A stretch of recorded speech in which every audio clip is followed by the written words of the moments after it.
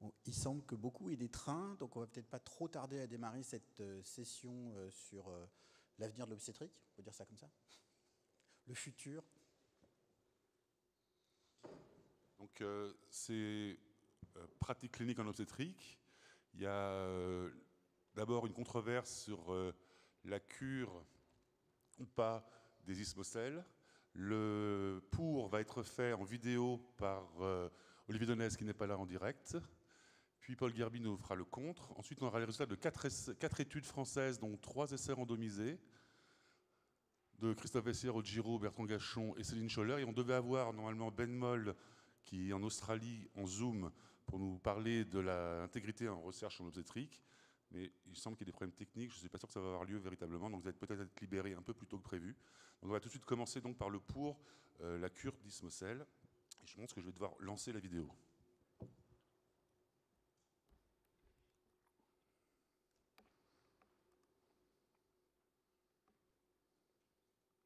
Chers amis, bonjour, c'est un plaisir d'être avec vous aujourd'hui pour cette édition Paris Santé des Femmes 2023.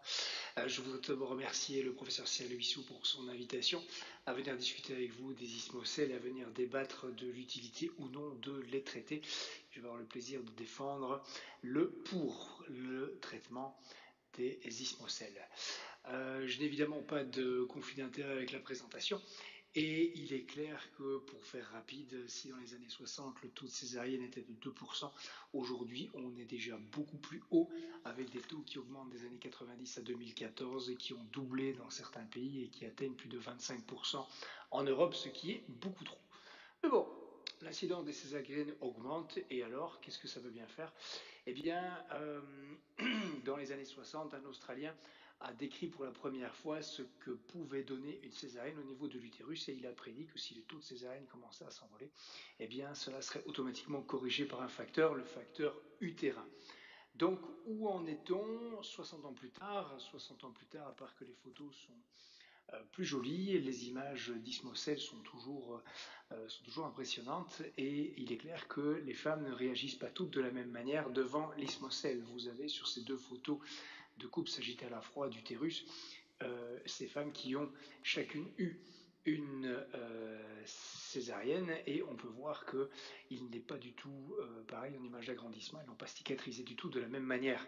Et lorsqu'on regarde encore à plus fort grossissement et en regardant la distribution de la densité musculaire, elle n'est absolument pas pareille. On a clairement comparé la densité musculaire des femmes qui avaient un ismocèle et des femmes qui n'en avaient pas.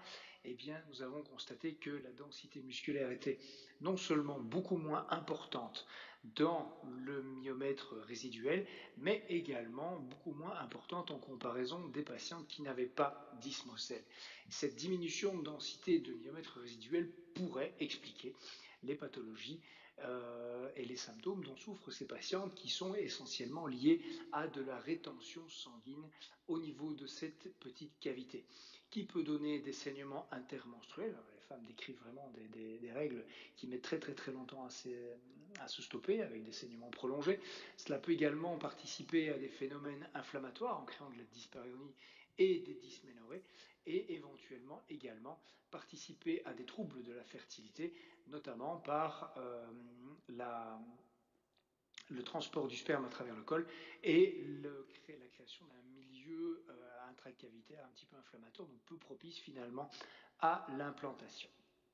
Alors il est clair qu'on a déjà évoqué plusieurs fois le fait que le myomètre résiduel était probablement le facteur le plus discriminant.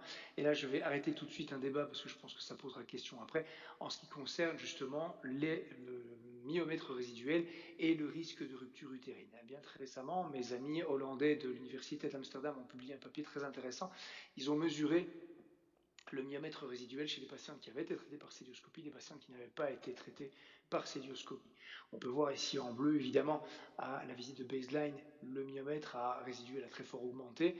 Il a très fort diminué pendant la grossesse, alors que les patientes qui n'avaient pas été traitées finalement par célioscopie avaient un myomètre résiduel qui diminuait tout doucement.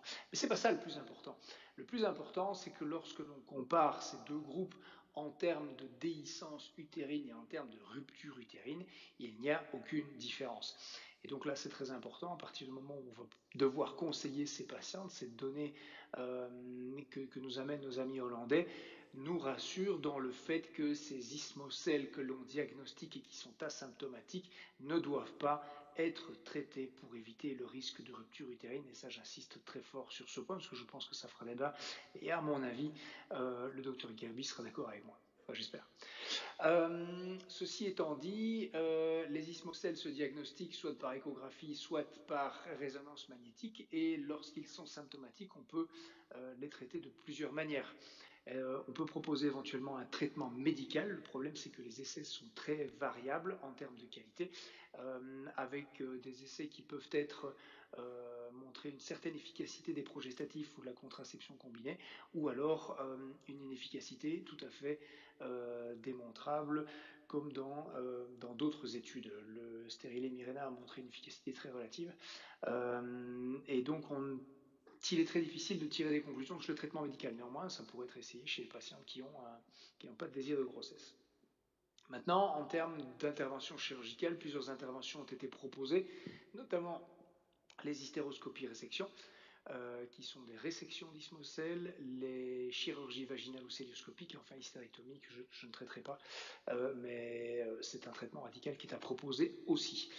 Dans ma pratique, on a l'habitude de proposer une chirurgie selon, évidemment, l'âge de la patiente, selon la sévérité des symptômes uniquement, y compris l'infertilité. Donc on n'opère pas les patientes qui sont asymptomatiques chez nous. Les patientes qui ont un désir de grossesse ou de préserver l'utérus, ça doit aussi être pris en compte, tout comme la taille de l'ismocèle et également la taille du muscle utérin résiduel.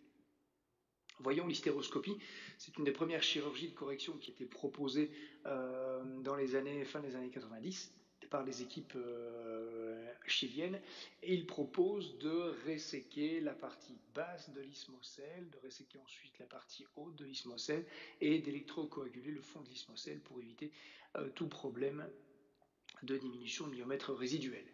Cela a permis de démontrer qu'on avait une amélioration de ces saignements menstruels dans 60 à 100% des cas, avec un taux de grossesse selon les études qui pouvait varier entre 78 et 100%. Mais par contre, c'était une technique qui était associée à des taux d'échec qui étaient plus importants quand l'utérus était rétroversé. Et cela a été démontré dans plusieurs études que je ne vais pas vous démontrer ici par manque de temps. Néanmoins, lorsque le muscle résiduel est inexistant ou inférieur à 3 mm, comme on a l'habitude de le dire, eh bien, il faut reconstruire. Il faut reconstruire ce muscle utérin. Et là, on a deux possibilités. On peut le faire soit par chirurgie vaginale, soit par chirurgie célioscopique. La chirurgie vaginale est un abord purement vaginal avec une résection de l'ismocèle et une suture en un ou en deux plans du myomètre. Et dans notre expérience, c'est plutôt favorable à la chirurgie célioscopique, parce que ça donne une meilleure vue, et puis surtout on peut traiter aussi d'autres pathologies liées à l'infertilité éventuellement. Donc le but de la chirurgie est d'avoir un accès à l'ismocèle pour ensuite, sur l'image en haut à droite, on voit vraiment l'ismocèle qui a été relevé. Elle est ensuite resséquée pour être suturée en un plan, et un deuxième plan de renforcement pour augmenter encore plus l'épaisseur du myomètre résiduel. Lorsqu'on est face à un utérus rétroversé, on peut faire une cure de rétroversion, ce qu'on ne peut pas faire par voie vaginale, avec des résultats qui sont assez bons. Et en post-opératoire, on recommande de ne pas être enceinte pendant 3 mois et de faire une imagerie post-opératoire. Alors on croit plutôt à l'IRM parce que c'est un examen qui peut être relu, je veux bien débattre après si vous souhaitez de l'utilité de l'échographie par rapport à l'IRM, mais on peut obtenir des résultats assez satisfaisants en termes de correction de l'épaisseur du myomètre résiduel. Donc toutes nos patientes avaient un myomètre résiduel inférieur à 3 mm avec un myomètre en moyenne de 1,4 mm, et l'opération a été un succès chez tout le monde puisque le myomètre résiduel la plus basse est de 5 mm contre 12,7 mm le plus haut, avec une moyenne de près de 10 mm. Ce qui est assez intéressant, c'est que ce bénéfice en termes de myomètre résiduel est maintenu même après la césarienne qui suit la cure d'ismocèle, comme l'a démontré une autre équipe belge dans les résultats d'une étude aussi très intéressante. Alors quels sont nos résultats en termes post-opératoires? Parmi les patientes qui avaient une infertilité, on a un taux de grossesse, alors c'est sûr que le nombre des patientes est assez réduit, mais on est à peu près à 50% de grossesse chez les patientes qui présentaient une infertilité, et aucune de ces patientes n'a présenté d'événements particuliers lors du suivi des grossesses futures. On a 93% de nos patientes qui sont asymptomatiques, et il faut également évaluer qu'on a à peu près 6% d'échecs, dont quelques patientes ont pu être rattrapées par hystéroscopie, et donc les patientes ont pu être enceintes, mais on a vraiment 2,6% d'échecs complets, c'est-à-dire que la symptomatologie était pire chez 2 patientes, et donc ces 2 patientes-là avaient dû bénéficier d'un traitement par hystérectomie, étant noté que c'était des patientes qui avaient bénéficié de 3 césariennes dans leurs antécédents. Donc pour aider un petit peu à la discussion, on a fait un algorithme qu'on a publié dans Fertility Sterility, qui part de la symptomatologie des patientes, qui part des mesures de l'ismocèle avec le muscle résiduel, et qui explique un petit peu quel type de chirurgie on a tendance à proposer en fonction de certains symptômes. Donc clairement, en conclusion, et là j'insiste sur ce point, je pense qu'on sera tous d'accord que les patients asymptomatiques ne doivent absolument pas être traités, et encore moins opérés, même si l'image est impressionnante. On n'opère pas une image, on opère des symptômes. Des patientes qui sont symptomatiques et qui n'ont pas de désir de grossesse peuvent être traitées par œstroprogestatif ou par progestatif, ça vaut la peine d'être essayé. Par contre, quand on envisage une chirurgie, eh bien, si le myomètre résiduel est inférieur à 3 mm, je ne pense pas qu'il faille proposer d'hystéroscopie résection, mais en fonction du desiderata de la patiente, eh bien, d'autres types de chirurgie, voie vaginale, voie célioscopique ou hystérectomie, s'il n'a plus de désir de grossesse. La chirurgie célioscopique permet de restaurer le muscle utérin quand l'épaisseur est assez fine, hein, on l'a démontré dans nos études, avec un taux assez élevé de patientes qui sont asymptomatiques, hein, près de 93% de nos patientes sont asymptomatiques. La chirurgie célioscopique permet de restaurer également la fertilité chez les patientes qui sont infertiles après avoir développé un ismocèle, mais elle permet également, par opposition à la chirurgie vaginale, de préserver, enfin de réaliser d'autres gestes de chirurgie, éventuellement tubaire, myomectomie, traitement de l'endométriose et surtout les antefixations de l'utérus. Voilà, je vous remercie de votre attention, et j'espère que je vous ai convaincu qu'on pouvait traiter effectivement les ismocèles, mais dans certaines indications bien choisies. Je vous remercie de votre attention, et je vous rejoins tout de suite pour la discussion. À bientôt. Donc c'était le pour, et maintenant on va passer directement au contre. On posera les questions de manière groupée, enfin je crois qu'il n'y a que Paul qui pourra y répondre à la fin de sa présentation. Merci Thomas. Bonjour à toutes et à tous. Déjà, je remercie les organisateurs de m'avoir facilité la tâche en me proposant, en lendemain de soirée lilloise, de faire le contre la prise en charge chirurgicale des ismocèles, et d'avoir en plus mon rival qui n'est pas présent pour se défendre. Donc j'ai carte blanche devant moi. Donc en tout cas, on a seulement 10 minutes, donc ça va être assez succinct, parce que vous l'avez bien vu, et même en faisant la partie pour la prise en charge chirurgicale, dans sa conclusion, on comprend qu'en fait, qu'il y a très peu d'indications pour les traiter, voire pas. Très rapidement, l'ismocèle, voici ce que c'est. Il avait montré ces très jolies images en anapathe. Sa définition, c'est ce défaut triangulaire qui est hypoïcogène à l'échographie dans le myomètre sur le site de l'hystérotomie. Donc ça se voit en échographie vaginale. Attention sur les utérus rétroversés, évidemment, c'est de l'autre côté de l'image. Et la manière de mieux le voir visuellement, c'est en hystérosonographie. Mais il faut partir de la base de qu'est-ce qu'un ismocèle. Parce qu'on vient d'apprendre qu'on dit un ismocèle, grâce à Olivier Donez. C'est sa définition, c'est ça qui est le plus compliqué, parce qu'en fonction de la définition qu'on utilise, on voit que la prévalence peut aller de 56% à 84% après les césariennes, si on fait des échographies systématiques, comme dans cette étude. Si on veut voir la cicatrice, on la voit dans 100% des cas. Et le défaut de cicatrice irait en moyenne de 61% après une césarienne, et jusqu'à 100% pour les patientes qui ont eu au moins 3 césariennes.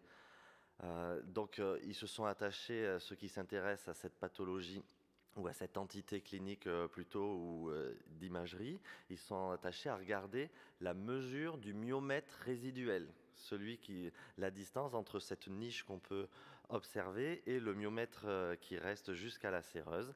Et on voit que le 5e percentile est inférieur à 2 mm de cette mesure-là. Il y a pas mal d'études qui retrouvent ces données-là.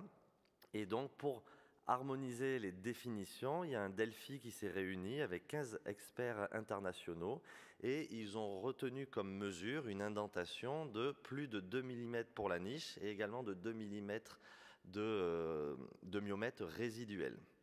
Mais on voit que même en utilisant ces seuils-là, il y a, selon les études, de 12 à 88% des patientes qui ont eu une césarienne qui présenteraient un ismocèle selon cette définition-là, alors que la plupart du temps, ces patientes sont asymptomatiques. Et si on utilise ce seuil strict de 2 mm comme ça a été recommandé suite à ce Delphi, on voit que c'est presque 50% des patientes à l'échographie et 65% à la sonographie.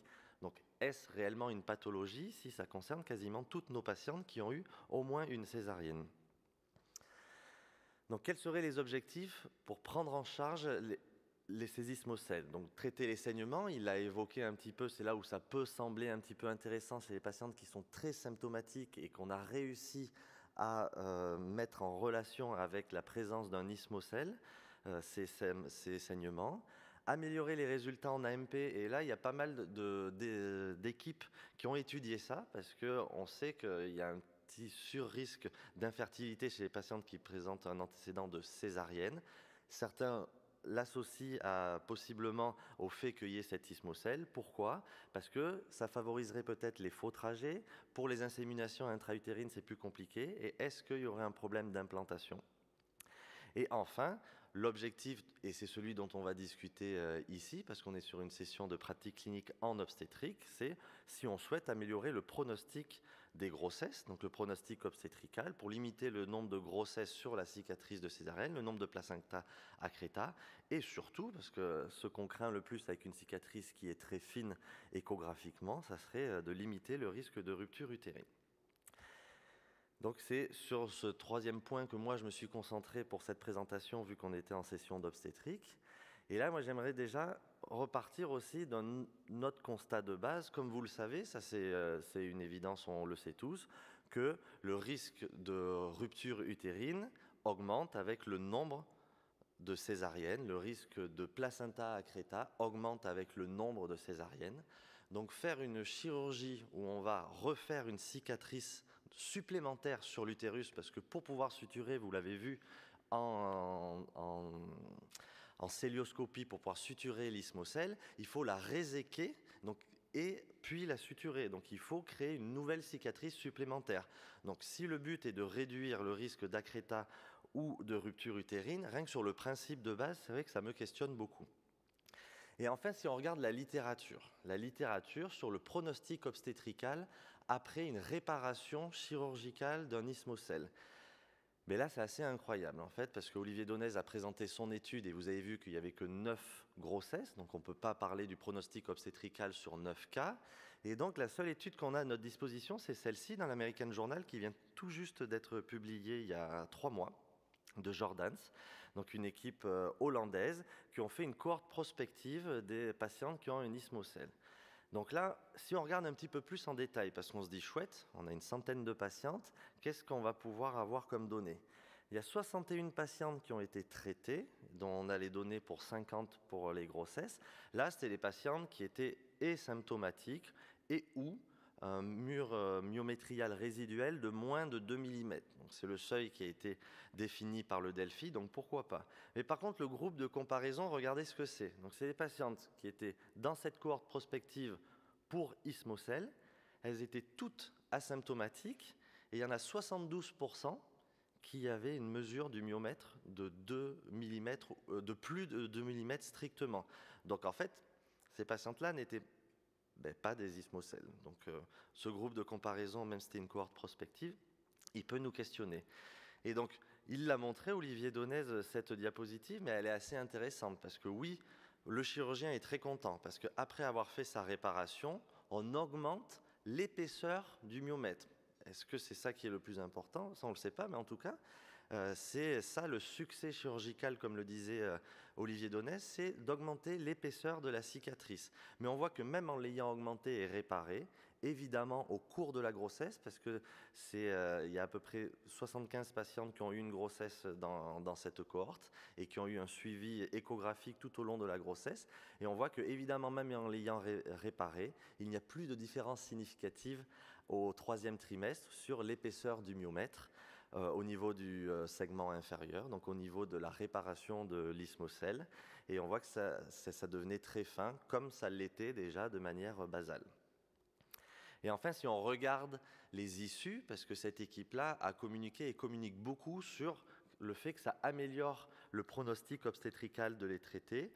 Pourquoi? Parce que vous voyez que dans le groupe expectative, alors que j'ai déjà critiqué le groupe en lui-même, il y avait 19% de déhiscence versus 2% dans le groupe réparation sur 50 grossesses versus 36 grossesses dans le groupe expectative. Et là, en regardant l'article de plus près, il n'y a aucune définition de ce qu'était la déhiscence et de comment ça a été constaté en paire opératoire ou autre. C'était au libre choix de chirurgien de mettre ça dans le compte-rendu et évidemment sans aveugle. Et la seule autre chose qui était significative, et là à l'inverse ça n'irait pas en faveur de la chirurgie, c'est qu'il y avait 20% d'hémorragie de perte sanguine de plus de 1 litre dans le groupe prise en charge des patientes qui avaient eu une prise en charge chirurgicale de leur isthmocèle, et il n'y en a eu aucune dans le groupe expectative. Donc évidemment pas de différence pour le taux de rupture, mais sur 80 cas c'est difficile d'avoir la survenue de cet événement qui est quand même très rare. Donc c'est ça la seule littérature qui est disponible sur le pronostic obstétrical après réparation chirurgicale d'un isthmocèle, et vous voyez bien que c'est assez limité. Donc quelles seraient les alternatives? Il les a un petit peu évoquées, mais il n'a pas évoqué le fait que surtout il ne faut rien faire. Chez les patientes asymptomatiques c'est une évidence, mais même une fois qu'on l'a vu, c'est ce qu'on peut proposer en première intention. Le traitement médical, ça il a évoqué, et à juste titre, parce que si le symptôme principal qui a amené au diagnostic d'isthmocèle, ce sont les saignements, et dans ce groupe-là, en fait, le traitement ostroprogestatif ou microprogestatif continu ou le stérilet hormonal, eh bien, ça a une efficacité qui semble assez intéressante, et il y a un essai randomisé en cours et on n'a pas les résultats. En prévention, le but c'est, si c'est une pathologie, l'isthmocèle, on voudrait éviter que ça survienne. Donc quelles pourraient être les mesures préventives? Déjà de questionner à nouveau notre taux de césarienne. Vous voyez qu'en 40 ans, on a plus que doublé le taux de césarienne en France. Réaliser un surjet extramuqueux, je vais vous montrer que dans cette première publication des années 60, c'était leur hypothèse physiopathologique de la survenue d'un isthmocèle.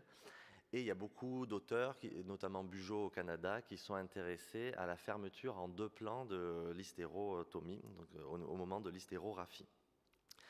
Donc vous voyez cette étude de Poitvin, c'était assez intéressant pour lui.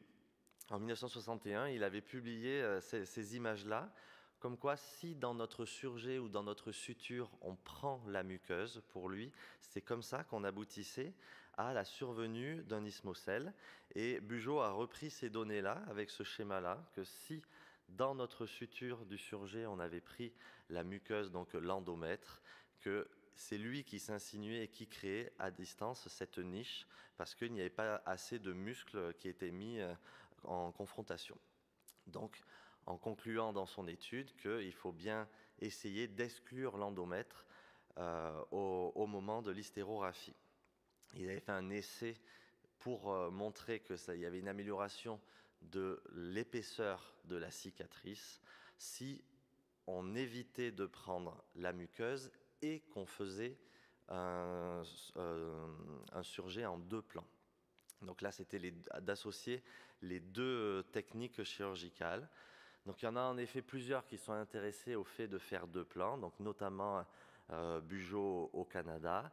Et on voit que ça, c'est une cohorte prospective qui était multicentrique. Il y avait 4 CHU au Canada et avec des données qui semblaient très intéressantes. 500 patientes dans le groupe, une seule un seul surjet, 1100 patientes dans le groupe, deux surjets en 2 épaisseurs, et on voit que c'était significatif sur le taux de déhiscence. Donc, évidemment, pas de différence sur le risque de rupture, parce qu'il y en a très peu de rupture, mais par contre, ça semblait être très significatif sur le risque de déhiscence. Cependant, il y a eu une méta-analyse qui a été bien construite et qui a été publiée en 2017. Et cette méta-analyse montre, vous voyez, c'est ici les risques relatifs, tous ils encadrent le 1. Donc il n'y a aucune différence significative sur le risque de rupture et le risque de complications sur la grossesse suivante, et y compris sur le critère déhiscence. Donc la fermeture en 2 plans, selon cette méta-analyse, n'a pas prouvé de bénéfice non plus. Donc, en conclusion, je pense qu'il faut savoir être raisonnable déjà, ne pas surintervenir et ne pas non plus surdiagnostiquer les ismocèles, parce qu'il y a un réel problème de définition. On ne peut pas parler d'une pathologie si ça concerne plus des 3/4 de nos patientes qui ont eu une césarienne. Et il n'y a au final aucune donnée sur le risque obstétrical ou le bénéfice éventuel d'une réparation chirurgicale en vue d'une grossesse. Donc pour moi, il faut s'abstenir de traiter ces patientes dans un but d'améliorer les issues obstétricales. Je vous remercie. Merci beaucoup, Paul. Est-ce qu'il y a des questions dans la salle?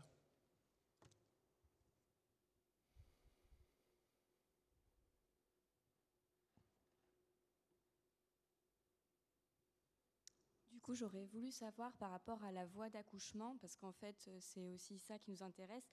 Si on découvre fortuitement en début de grossesse une ismocèle, sur un utérus par exemple unicicatriciel, où on aurait aimé envisager une tentative de voie basse pour l'accouchement, est-ce que c'est recommandé de faire une césarienne? Est-ce qu'on peut quand même faire une tentative de voie basse? Et qu'est-ce qu'on peut se laisser raisonnablement comme mur myométrial restant?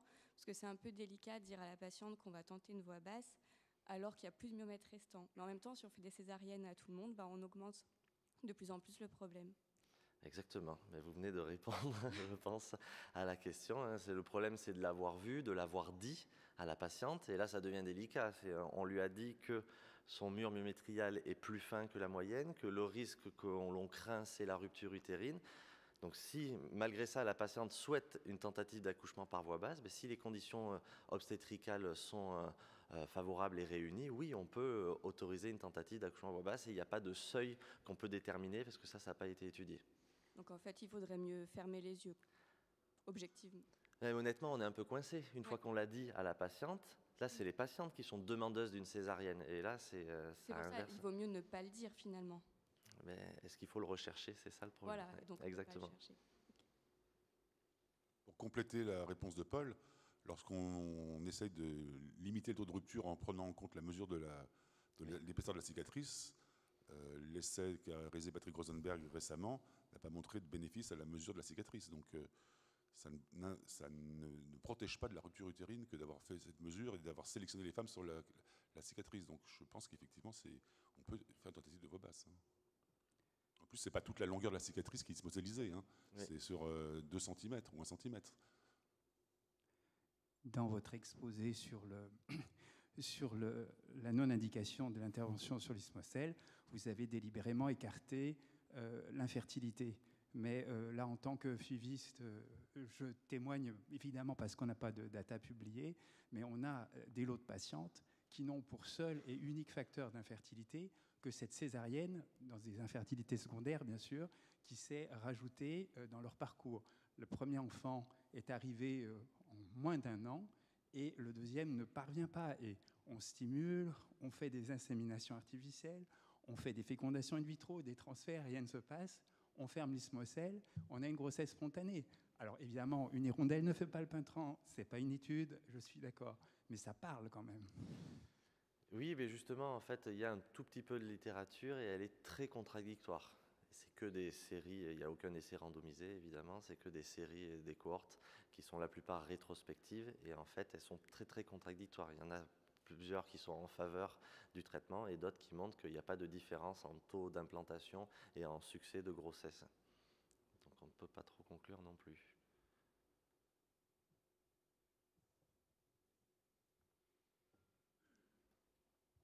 Questions? Donc s'il n'y a pas d'autres questions, on va passer tout de suite à la suite. qui est les résultats de l'étude PESAR-1, qui a été menée par Christophe Vessière. C'est une étude qui a été menée en multicentrique en France, sous l'impulsion du GROG et coordonnée par Christophe Vessière, qui va vous expliquer de quoi il s'agissait.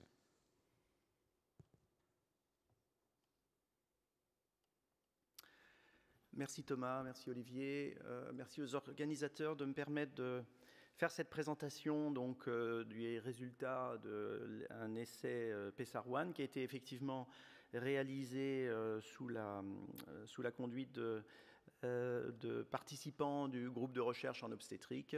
Grâce à eux, on a permis d'inclure beaucoup de patientes pour essayer de voir donc si le PCR permettait, en cas de col court sur les grossesses gémellaires, de diminuer le risque de morbimortalité néonatale et de diminuer le risque de prématurité. Je n'ai pas de lien d'intérêt sur le sujet. Bon, le PCR, vous connaissez probablement, c'est utilisé en particulier chez les patientes qui ont des prolapsus, personnes âgées, mais depuis les années 60, par Arabin, Birgit Arabin, il a fabriqué ce PCR. D'ailleurs, c'est son père qui l'a fabriqué dans un garage. L'histoire est assez intéressante. Hein. Ils étaient assez dans cette famille. Ils avaient pas mal d'idées. J'ai dit, bah, ça marche ça soutiendrait le col, ça marche chez les personnes âgées. Pourquoi ça marcherait pas pour prévenir la prématurité. Bon. En fait, vous avez ce PCR qui se place un petit peu de façon pas forcément intuitive dans le sens qui est indiqué dans la photo du bas, et avec des études en IRM qui ont été réalisées qui montrent que les deux mécanismes qui pourraient être en faveur de son efficacité sont le fait que quand vous mettez un PCR, la présentation est moins basse, donc appliquerait moins sur l'orifice interne du col, premier point. Et le deuxième point, en IRM toujours, c'est que ça verticaliserait le col et qui ferait que l'axe du fœtus ne serait pas directement sur l'orifice interne comme c'est montré là, mais si vous abaissez effectivement votre col vers le bas, à ce moment-là, la pression de la tête serait moindre sur l'orifice interne du col. Alors, on est parti, il y a eu ce premier essai qui a été réalisé par l'équipe de Ben Moll que vous écouterez tout à l'heure sur la fraude en obstétrique. Donc, cette équipe donc, hollandaise, où il y a eu énormément donc, d'essais qui ont été réalisés dans le cadre d'un consortium sur ce pays, la Hollande. Il avait publié donc, dans le Lancet en 2013 cet essai randomisé, ProTwin, où il avait voulu, suite aux études qui avaient été déjà réalisées, mais un peu rétrospectives, avec pas de grande qualité, il avait essayé de voir si ça permettait de diminuer la prématurité, donc en routine, indépendamment de la longueur du col, chez les grossesses gémellaires. Donc vous voyez une grosse série sur 800 patientes. Cet essai est négatif. Il avait pris comme critère de jugement principal non pas l'accouchement prématurité, mais la mauvaise issue néonatale. Et comme vous pouvez voir, il n'y avait pas de différence entre la première colonne, le groupe PCR, et la deuxième colonne, le groupe donc sans PCR prise en charge habituelle. Comme vous pouvez voir, 13 et 14%, pas de différence significative de mauvaise issue néonatale. Et puis, si on regarde les autres outcomes, non plus, pas de différence en termes d'accouchement prématuré. En revanche, si on regarde le sous-groupe de patientes qui avaient un col court, alors inférieur au 10e percentile de la population, il y avait une diminution significative avec le bénéfice du PCR, passant donc dans le groupe contrôle de 29% de mauvaise issue néonatale versus 12% dans le bras PCR. Il faut noter que cette analyse de sous-groupe n'était pas prévu comme cela, puisqu'il avait prévu de prendre des cols inférieurs à 25 mm. Et comme il n'avait pas assez de patientes, il a pris le 10e percentile de sa population, qui correspondait à le seuil que nous avons choisi, justement, pour l'essai, pour vérifier si un col inférieur à 35 mm de 10e percentile dans sa population permettait de réduire, dans notre population, cette fois-ci en France, le taux de mauvaise issue néonatale, comme ça a été montré dans cet essai. Donc c'est un PHRC de 2014, on incluait des patients, donc grossesse gémellaire, indépendamment de la chorionicité, une inclusion qu'on a voulu assez précoce, en tout cas à partir de 16 semaines d'aménorrhée, avec l'arrière-pensée que peut-être ça marchait si on le mettait assez tôt au cours de la grossesse et de la constatation d'un col court, et avec un col inférieur au 25e percentile d'une cohorte qu'on avait réalisée sur à peu près les mêmes centres en France en 2002. Le 25e percentile, c'est 35 mm. C'est la raison pour laquelle on a choisi ce seuil pour vérifier si on retrouvait les résultats de l'équipe hollandaise. On a choisi donc le même critère de jugement. Il nous fallait donc mortalité, avec les critères de morbidité néonatale, au moins un des critères que vous avez ici listés, qui sont assez classiques pour ce genre de critères composites. C'est vrai que c'est quand même utile et intéressant de prendre ce critère de jugement, parce que ce qu'on veut éviter, c'est la morbidité, c'est pas forcément l'accouchement prématuré. Si un accouchement prématuré se passe bien et que l'enfant va bien, c'est pas ça c'est pour ça que le critère composite de mortalité est quand même intéressant. Alors, il nous fallait 318 patientes en tenant compte d'éventuelles pertes de vue, et on a tablé, à partir donc ce que je disais tout à l'heure de l'équipe de Benmol, une diminution de 50%, en passant de non pas 29%, on a été un petit peu moins optimiste, on est parti de 25 à 12%, une diminution de 50%, donc du taux de critères composites, c'était notre hypothèse. Les objectifs secondaires, bien évidemment, c'était le taux d'accouchement prématuré inférieur à 34 semaines, la prolongation de grossesse avec des courbes de survie, et puis évaluer la tolérance du PCR. C'est un essai qui a duré 4 ans. On avait accrédité les échographistes, on leur a demandé de nous envoyer des clichés avec les mesures de longueur du col selon les techniques habituelles qui ont été publiées, randomisation par un logiciel électronique.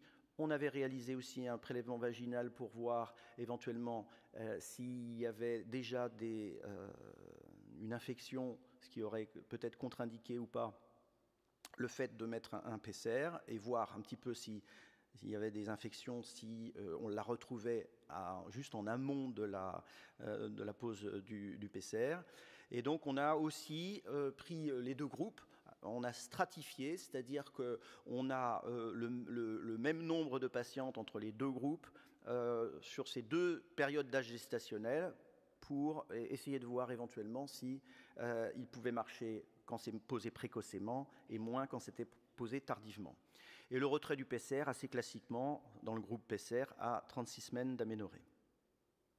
Alors, le matériel et méthode a été compliqué par le fait que, dans cet essai, on nous avait demandé qu'il y ait un consentement, bien sûr, de la mère, mais également du conjoint, ou de la conjointe d'ailleurs, qui en fait posait un problème, parce que comme vous savez, les conjoints ne sont pas forcément présents, et donc vous avez en première ligne le fait qu'il y a à peu près 10% des patientes dont on n'avait pas la signature du conjoint, et donc on ne pouvait pas utiliser les données. On a essayé de faire modifier cela parce qu'on considère que, on l'a eu aux discussions de notre réunion du GROG hier, que ce n'était pas justifié, ce d'autant que dans notre essai, on n'intervenait pas chez l'enfant, il n'y avait pas de traitement chez l'enfant, c'est chez la mère. Bon, bref, quoi qu'il en soit, on a dû faire avec. Alors, la malchance, c'est que 10%, c'est pas anodin, ça fait 34 patientes par rapport au nombre de sujets, bien. Mais l'autre problème, c'est que justement, malheureusement, sur ces 34 patientes, il y avait un déséquilibre dans les caractéristiques des patientes, ce qui nous a fait... on a eu besoin de faire des analyses un petit peu plus sophistiquées pour essayer de corriger ce déséquilibre de ces patientes manquantes. 3 facteurs étaient associés significativement au manque du critère de jugement, mauvaise issue néonatale, hein, critère de jugement principal, CJP. C'est le mode de conception, l'antécédent de fausse couche et les corticoïdes après inclusion. On a fait, je ne vais pas rentrer dans le détail là, ce n'est pas le sujet, on a fait 4 types d'analyses. Une analyse en intention de traiter avec imputation des données manquantes pour ne pas perdre ces données essayer de les équilibrer en essayant de remettre ces données en fonction de leurs caractéristiques potentielles pour essayer d'être le plus statistiquement le plus honnête possible pour analyser ces données. Donc ça s'appelle une intention avec imputation des données manquantes. Une analyse per protocole, c'est-à-dire on regarde les résultats des patients du bras PCR qui ont vraiment eu le PCR et pas celles qui n'en l'ont pas eu pour une raison ou pour une autre, par exemple, pour voir si effectivement il y avait une différence significative d'efficacité véritablement sur cette population qui ont eu vraiment le traitement. Des analyses de sensibilité pour voir si, en corrigeant sur les données manquantes entre les deux groupes, à partir de ces patientes-là, essayer de les remettre dans l'analyse en fonction de leurs caractéristiques. Et donc, par exemple, en les mettant soit en très bonne issue à chaque fois, soit en mauvaise issue à chaque fois, pour essayer de voir si ça modifiait les résultats. Et puis une analyse après les résultats sur la population en cas de col inférieur à 25 mm pour voir si on avait des résultats significatifs, par exemple, sur cette sous-population de col plus court. Alors, concernant la comparaison des groupes, donc, comme je vous le disais tout à l'heure, la première colonne, c'est les patientes où on avait les données, où on pouvait exploiter les données parce qu'on avait le consentement du père, et globalement c'était principalement ça qui faisait que la deuxième colonne, c'est les données manquantes avec 34 patientes, et vous voyez que étaient différenciés dans ces deux groupes, malheureusement, par exemple, le fait qu'il y avait plus de corticoïdes chez les patientes dont on ne pouvait pas utiliser les données, ce qui pouvait apporter un biais dans l'analyse des données. Donc, globalement, 315 patientes ont été randomisées, 157 dans le bras PCR, 158 dans le bras contrôle. Je vous passe ce flowchart qui permet de voir finalement à la fin combien ont pu être exploités avec l'ensemble des données. C'est 139 dans le bras PCR et 117 dans le bras contrôle. Les caractéristiques des patientes dans ces deux bras, comme vous pouvez le voir sur cette diapositive, il n'y avait pas de différence notable entre le groupe PCR et le groupe contrôle. L'âge gestationnel moyen était de 20,8 semaines d'aménorrhée dans le bras PCR versus 20,9 semaines d'aménorrhée dans le bras contrôle. La mesure de longueur du col était à 27 mm en moyenne en médiane dans le bras PCR et 25 mm dans le bras contrôle. Enfin, c'était un essai ouvert, vous imaginez bien qu'on savait dans quel groupe elle était, et il y a, sans véritablement grosse surprise, dans le bras contrôle, plus d'interventions qui ont été réalisées de prévention, comme le cerclage, vous voyez, 6,5% versus 1,9%, plus de progestérone dans le bras contrôle que dans le bras PCR, et plus de tocolyse, et plus de corticoïdes. Donc ça, c'est la raison pour laquelle il y a, ce que je disais tout à l'heure, des analyses de sensibilité pour nous permettre de voir si cette différence de prise en charge par ailleurs, en dehors du PCR ou pas, pouvait avoir influencé les données dans un sens ou dans l'autre. En termes de chorioamniotite, pas de différence significative, même s'il y a 13,5% dans le bras PCR, 8,4% dans le bras contrôle, et donc un peu plus d'hypersécrétion, enfin des hypersécrétions dans 24% dans le bras PCR, mais ça n'a pas été analysé, c'était une erreur d'ailleurs de notre part dans le bras contrôle, et puis un taux de césarienne qui est étonnamment un peu plus élevé, sans qu'il y ait d'explication particulière, dans le bras PCR. Les résultats sont les suivants. Comme vous pouvez voir sur ce tableau, le résultat principal, il est là, en intention de traiter. Il y avait 17% globalement de mauvaises issues néonatales dans le bras PCR versus 22,5% dans le bras contrôle. Même si ça fait une diminution de 30% en faveur du PCR, ce résultat n'est pas significatif puisque, comme vous pouvez voir, l'intervalle de confiance contient 1, et donc c'est un essai négatif.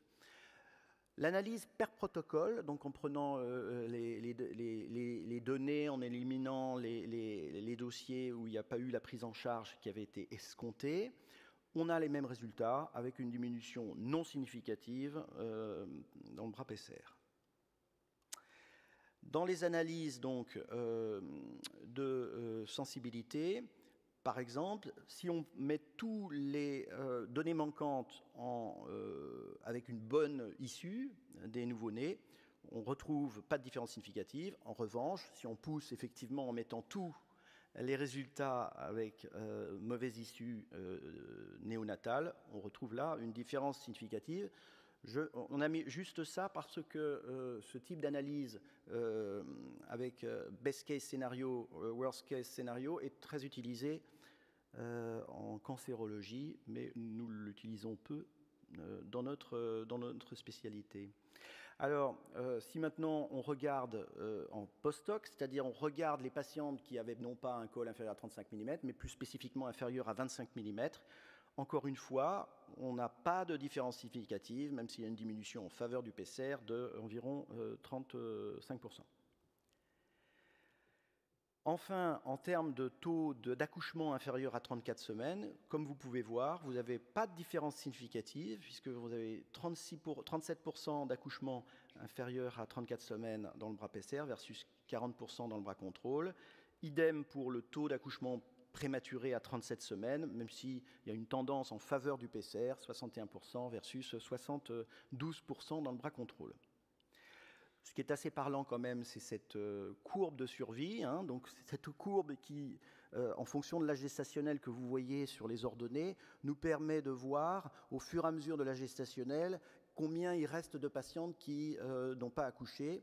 Donc, vous avez là les deux bras qui sont superposés et on voit bien qu'il y a peut-être, enfin, qu'il n'y a pas de différence significative en termes de taux d'accouchement prématuré, quel que soit l'âge gestationnel. Je vais passer cette diapo, c'est pour la mauvaise issue néonatale où au lieu de considérer la mère comme le facteur d'analyse, c'est-à-dire au moins un enfant qui a une mauvaise issue. On a regardé aussi si on prenait l'enfant comme paramètre d'analyse pour la mauvaise issue néonatale, donc ça double à peu près les chiffres d'enfants, et vous voyez là encore une fois pas de différence significative entre le PCR et le groupe contrôle. Alors si on regarde dans la littérature, je ne vais pas m'étendre, c'est cet essai-là qui nous avait à l'époque troublé parce que c'est un des premiers essais, peut-être même le premier essai, c'est l'étude, le PCEPS Twin, publié dans l'American Journal en 2016. Là, c'était sur les grossesses gémellaires, mais elle avait publié aussi, l'équipe avait publié sur les grossesses singletons, avec un bénéfice assez important. Critère de jugement principal, c'était l'accouchement inférieur à 34 avec une diminution de 60%. Vous voyez une cohorte qui était moins grande que la nôtre et donc c'est probablement cet essai qui a stimulé un petit peu tous les essais qui ont eu lieu depuis avec les méta-analyses que je vais vous montrer juste après. Ici, je pense que c'est un des très bels essais aussi, qui est plus récent de 2021 de l'équipe de Jane Norman, qui a montré que, là encore une fois, il n'y avait pas de différence significative en faveur du PCR pour le taux d'accouchement inférieur à 34 semaines, idem pour le taux de mauvaise issue néonatale, même si on a une diminution d'environ, ici, moindre que la nôtre, de 10%, mais c'est non significatif, comme vous pouvez le voir. La deuxième méta-analyse, c'est l'équipe de Nicolaides qui a réalisé cette méta-analyse en prenant, je vous ai montré les deux seuils inférieurs à 38 mm qui pouvaient correspondre un petit peu à notre critère, et puis inférieur à 25 mm.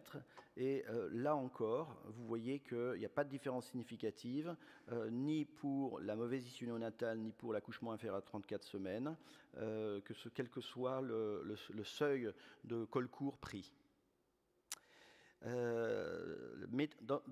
Méta-analyse effectivement également de Jane Norman qui a pris son essai et avec les autres essais pour faire cette méta-analyse qui a été publiée dans le même papier de son essai.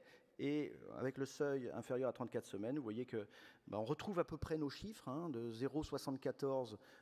En tout cas, nous, c'était pour la mauvaise issue néonatale, mais cette différence en faveur du PCR n'est pas significative. J'attire votre attention sur le fait qu'il y a une méta-analyse sur données individuelles qui est en cours de finalisation avec le NICHD, l'équipe américaine qu'on rencontre au Congrès américain justement pour pouvoir avancer dans cette méta-analyse qui sera probablement finalisée au courant de l'année.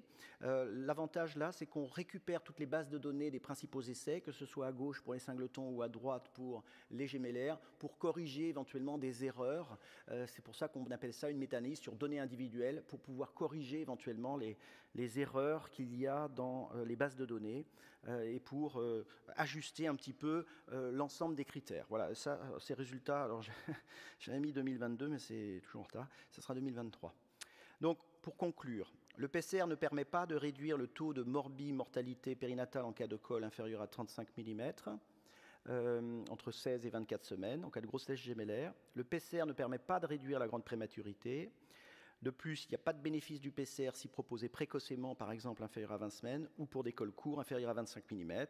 La méta-analyse prompt reste attendue, parce qu'on voit bien quand même qu'il y a une tendance, peut-être, mais ce n'est pas juste statistiquement d'en parler, mais la méta-analyse peut-être montrera un bénéfice à voir, mais il est en tout cas plus faible qu'attendu s'il y a un bénéfice, et où, c'est un petit peu l'idée qu'on pourrait avoir, peut-être qu'il y a certaines patientes, mais on ne sait pas encore lesquelles, pourraient peut-être en bénéficier.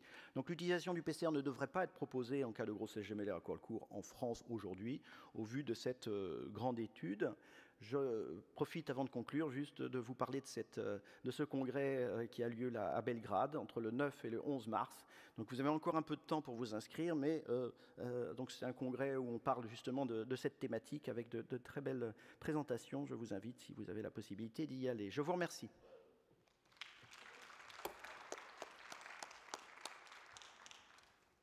Merci Christophe. On a un peu dépassé le temps de parole. On a quand même le temps pour une ou deux questions. Je vais commencer par une question. Christophe, on a compris que ce n'était pas intéressant, mais si on veut en utiliser, quelle est la procédure de mise en place? Comment en pratique c'est mis en place? C'est le médecin qui le met en place? Il y a un contrôle qui est fait? Alors oui, très bonne question. Merci Olivier.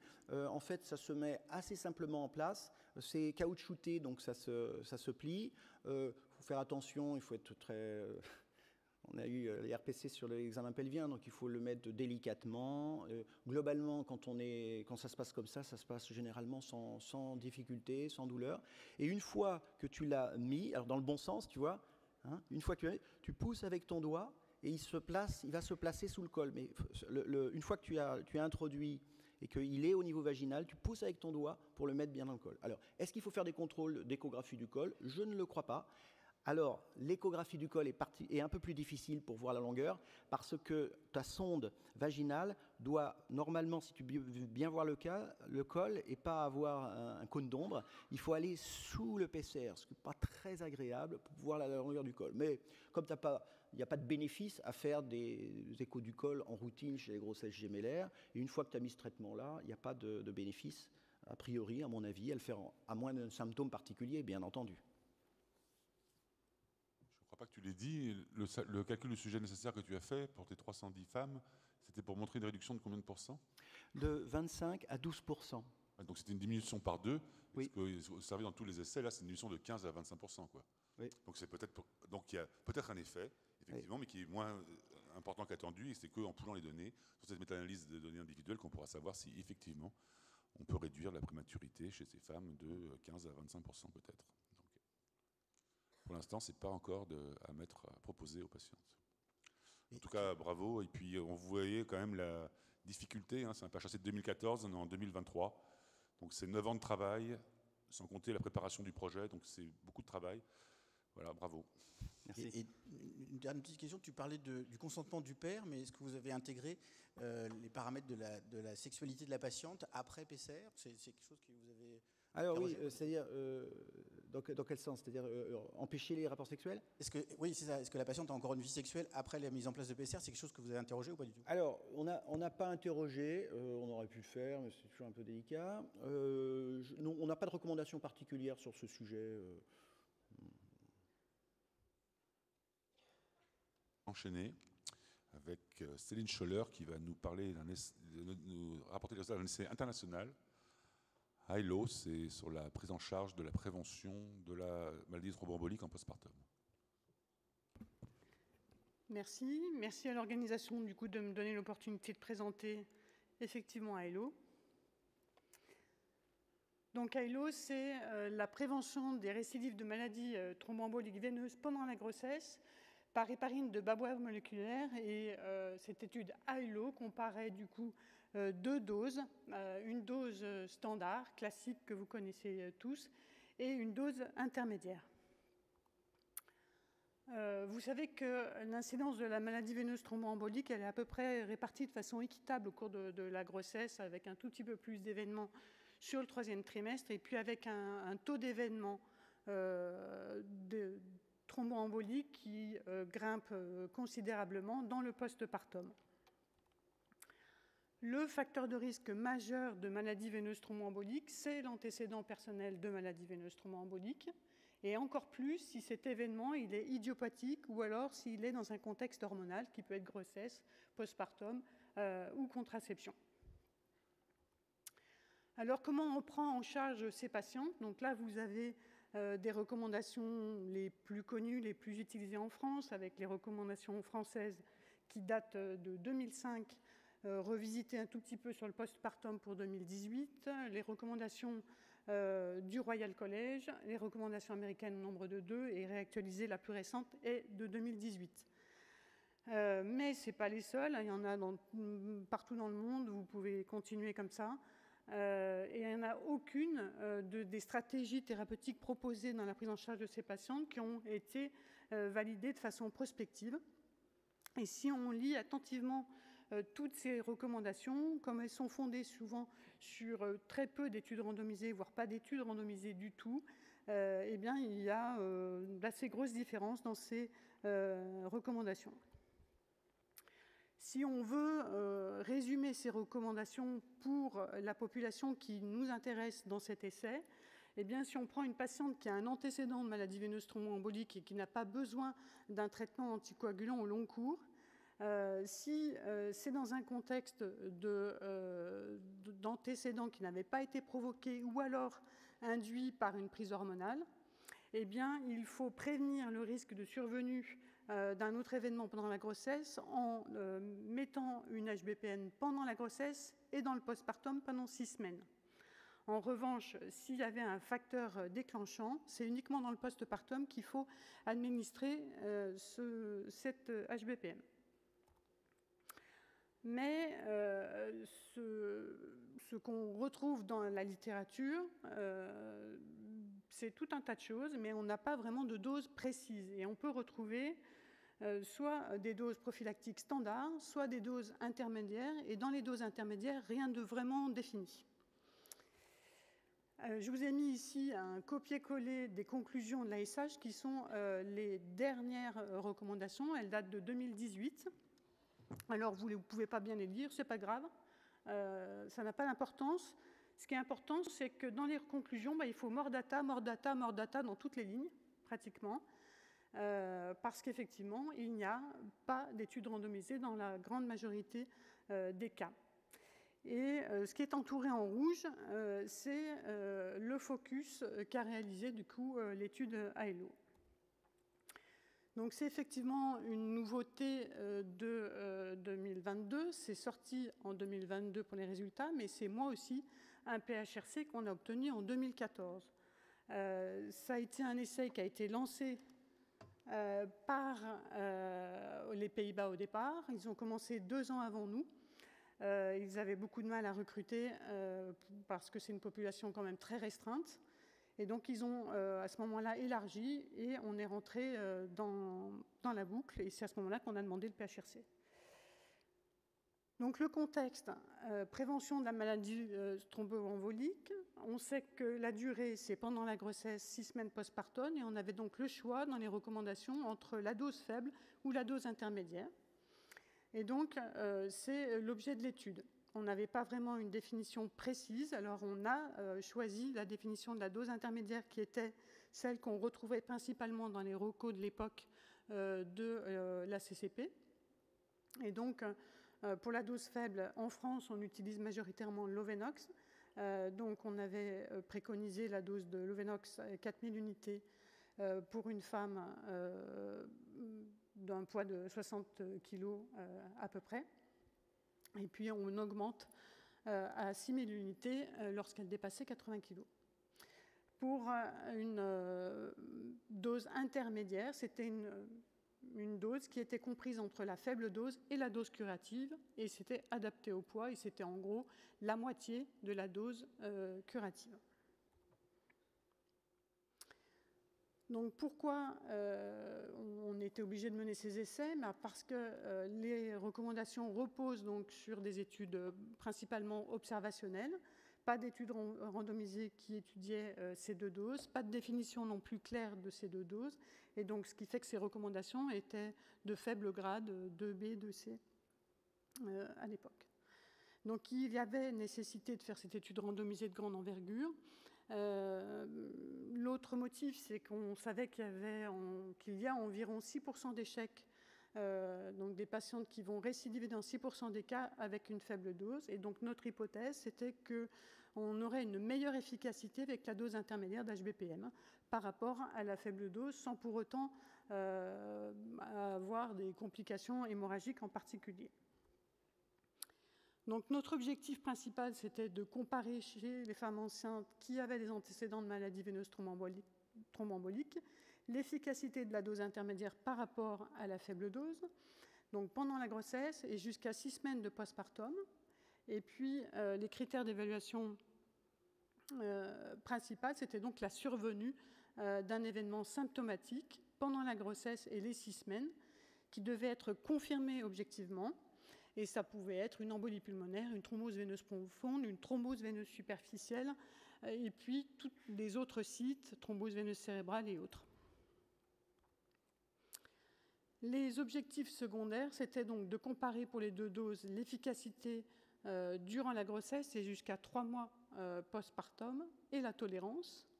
Et donc les critères d'évaluation, c'est donc la survenue de ces événements symptomatiques, la survenue d'une hémorragie majeure, ou alors cliniquement significative ou mineure, et puis les hémorragies du postpartum, la thrombopénie induite par l'héparine et les autres allergies à l'HBPM, et puis la survenue des anomalies ou malformations congénitales.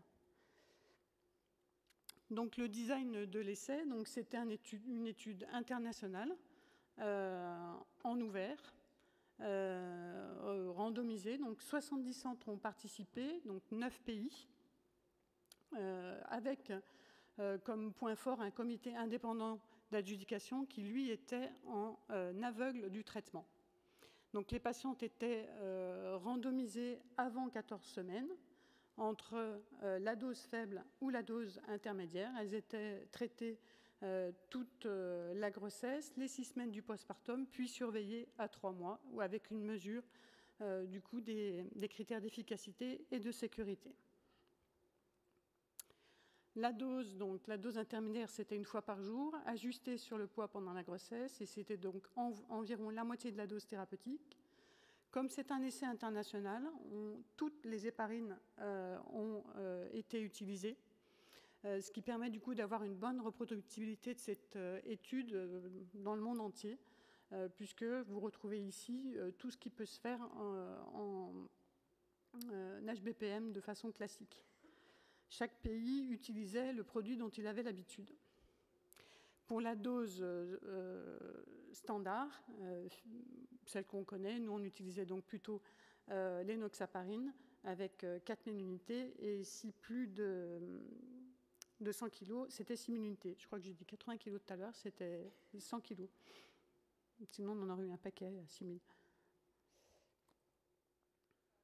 l'analyse statistique, donc notre objectif d'événement, c'était 29 événements, avec une réduction du risque d'événements sous dose intermédiaire de 65%, et puis avec un taux d'incidence de 4% versus 5% avec la faible dose, eh bien, la taille de l'échantillon nécessaire était compris entre 859 et 1074. Ensuite, il y a eu bien entendu une analyse en intention de traiter et per protocole, mais je n'ai pas besoin de redéfinir ce que c'est. Et puis, un comité indépendant d'adjudication qui a été centralisé, c'est tout Saint-Étienne qui a relu tous les événements, totalement en aveugle, et donc à la fois sur les critères d'efficacité, mais aussi de sécurité. Donc 9 pays qui sont ici, 1100 patientes ont été dans cet essai. Et donc, en France, c'est 26 centres français qui figurent ici. Le flowchart, donc 1110 randomisés en intention, en per protocole, assez peu de perdu de vue, comme vous pouvez le voir, et en per protocole, 481 dans un bras, 491 dans l'autre, dans le faible dose. En termes de caractéristiques des patientes à la randomisation, pas d'écart, les groupes sont identiques, pas de différence significative sur l'âge, le poids, le nombre d'événements présentés chez ces patientes, rien n'était différent.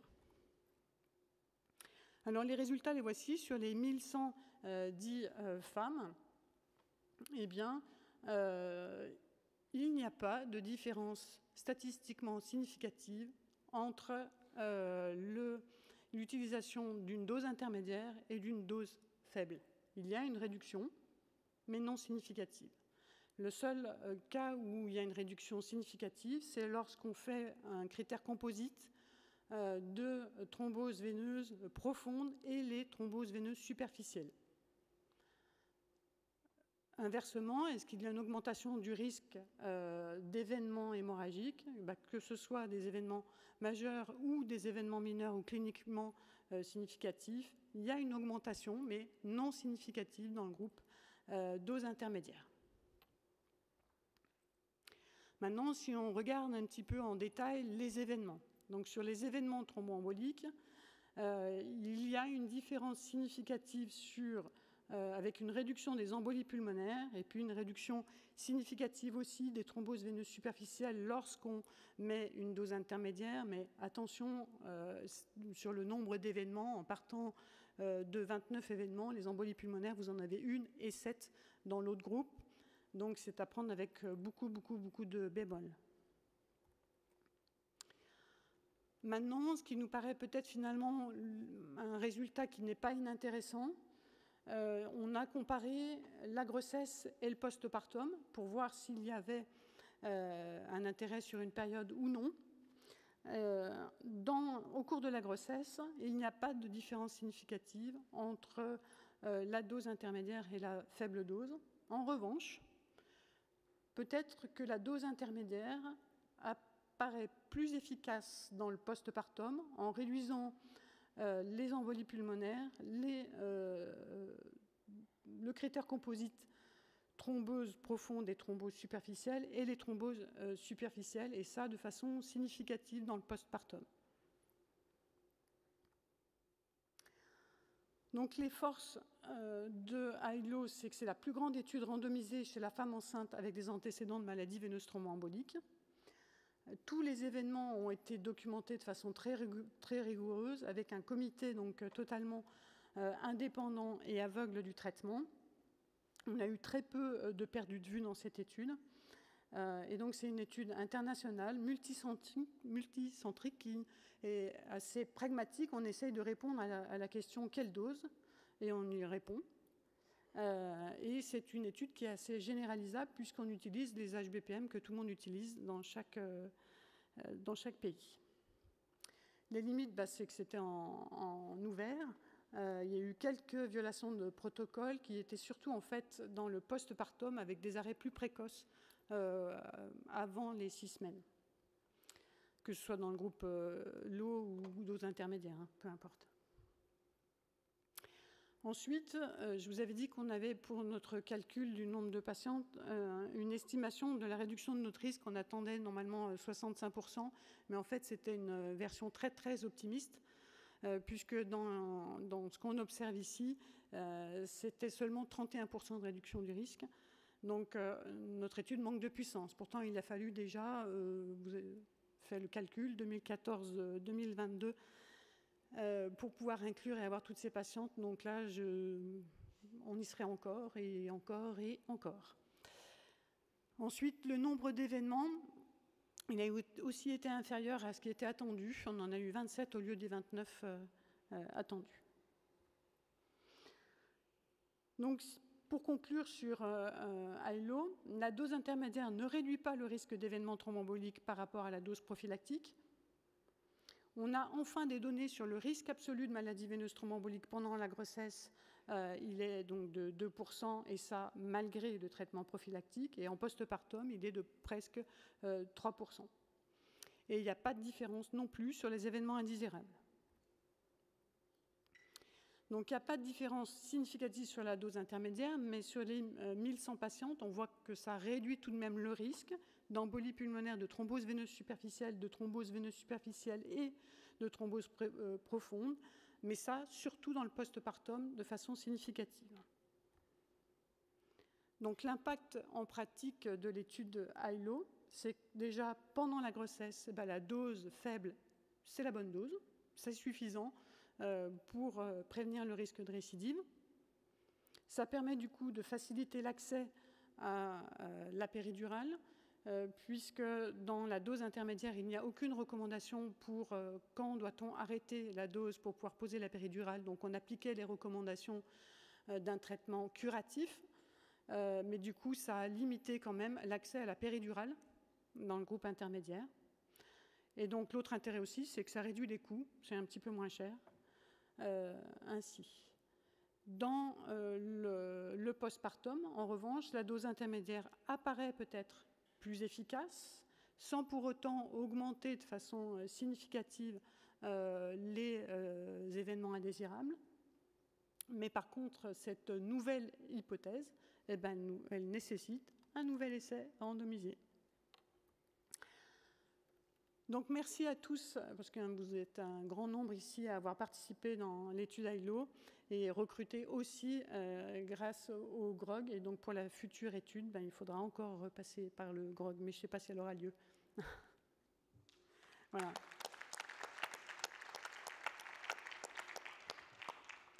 Bravo Céline, vraiment. C'est beaucoup de travail, beaucoup de courage. Je me rappelle quand tu es venu présenter le projet au GROG, on était quand même, se dire, la vache, il fallait la faire ce truc-là. Et ben, tu l'as fait, hein, et on voit ces 350 femmes en France, et que ça ne serait pas allé au bout sans nous, donc il faut aller demander le financement, il faut se taper 8 ans d'inclusion, c'est un énorme travail, et vous voyez qu'à la fin, là, on présente 3 études, et ben, 3 fois, on ne peut pas conclure, il faut continuer à travailler. Hein.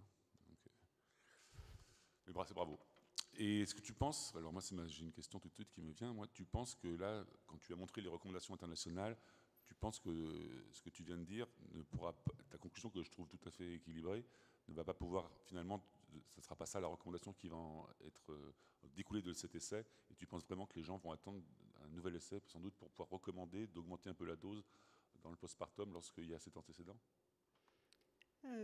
Alors, dans ceux qui écrivent les recommandations, il y a Saskia Middeldorf qui a quand même souvent une bonne place, qui est à l'origine de cet essai. Je pense qu'elle a de quoi argumenter, on a de quoi argumenter pour dire que la dose intermédiaire serait peut-être un petit peu mieux sur le postpartum, mais on sera obligé de mettre cette prudence-là, c'est sûr. Mais par contre, on a au moins notre réponse, la dose prophylactique est suffisante. Bon, ben voilà, c'est déjà une information importante. Question dans la salle avant qu'on passe en Zoom avec l'Australie.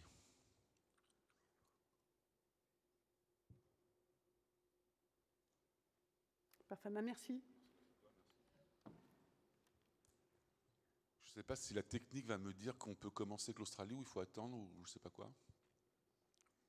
Donc Ben a l'air d'être prêt. Donc je vais quand même introduire le sujet. Donc Ben va nous parler de la triche en recherche. C'est extrêmement important. Vous avez vu que là, pendant toutes les réunions de PSF, on s'est beaucoup intéressé aux recommandations pour la pratique clinique. Les recommandations pour la pratique clinique, c'est impossible sans se baser sur la littérature, sinon ce ne sont pas des recommandations pour la pratique clinique. Et vous avez vu la place qu'on donne pour faire des recommandations aux résultats des essais randomisés des méta-analyses. Si vous avez dans vos méta-analyses une part importante d'essais dont les résultats sont truqués, eh bien, vous avez des résultats truqués de méta-analyse, faussés, et vous faites des recommandations, et donc on induit en erreur la communauté médicale pour aller recommander des choses qui ne sont en fait pas efficaces. Et c'est donc un véritable problème.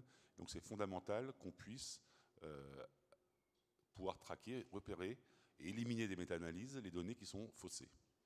Donc on va tout de suite donner la parole à Ben Moll, donc, qui est en Australie, pour nous expliquer les travaux qu'il fait pour dépister les problèmes de triche scientifique. Merci.